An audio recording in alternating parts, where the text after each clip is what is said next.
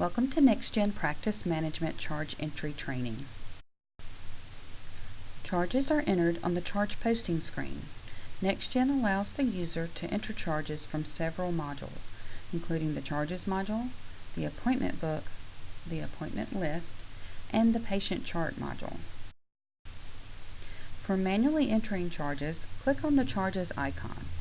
The charge posting screen will open. Enter the encounter number, or use the flashlight icon to look up the patient if needed. Press Tab or Enter on the keyboard. Click New to begin entering the SIM or service item, usually the same as the CPT code. The service dates will default from the encounter information. Enter the SIM and the system will begin auto-completing the field with possible codes. Click on the correct code. Enter appropriate modifiers in the fields to the right of the code. Correct the quantity or unit charge if needed. Enter the diagnosis codes, up to 4 for each line item. Again, the system will attempt to auto-complete the code for you. Click on the correct code. The rendering physician will default from the encounter. Add the referring physician if needed. Confirm that the correct place of service, location, and insurance are listed in the columns on the right. Add narrative information as needed. If there is only one charge to be entered, click Save.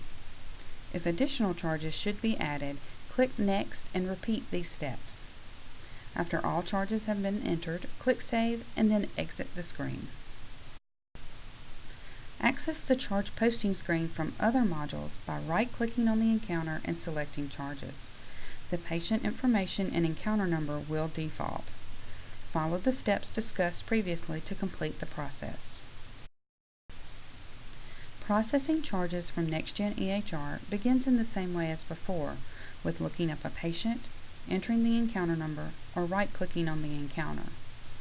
The charge information has been entered by the clinical staff on the EHR system, and this information carries over to practice management. Once the encounter is selected, a window will display asking the user to process, reject, or close.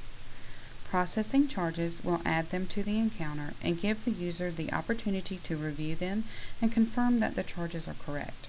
Rejecting the charges will cause the user to have to manually enter the charges.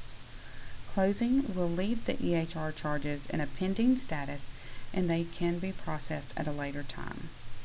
Click Process. If no changes are needed, the charges may be saved as in the manual process. Thank you for attending this training session. If you have additional questions, please contact Monica Hawthorne or Shelley Meadows at the information on your screen.